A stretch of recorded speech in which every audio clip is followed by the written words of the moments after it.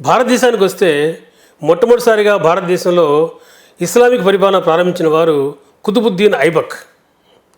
ఆయన కొద్ది రాజ్యాన్ని పరిపాలించినప్పటికీ అందులో ఆయన ఈ జిజియా పన్నుని ప్రవేశపెట్టాడు.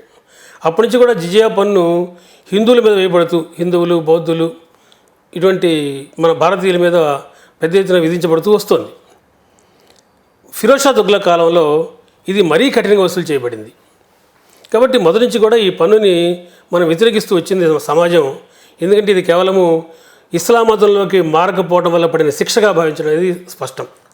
అంటే ఉదాహరణకి ఎవరన్నా కనుక ఇస్లాం మతాన్ని పుచ్చుకునే పని అయితే ఈ పన్ను చెల్లించాల్సిన పని లేదు.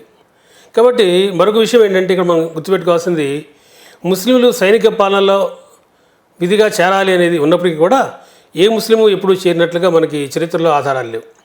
కాబట్టి ముస్లింలు చేరరు, హిందువులు చేరరు, మౌల పౌరులు అయితే. కానీ ఈ జిజియా పన్ను వంక మీద తిరిగి మళ్ళీ ఈ పన్నుని హిందువులు మాత్రమే కట్టవలసిన పరిస్థితి ఆ కాలంలో మధ్యకాలంతో కూడా నడిచింది.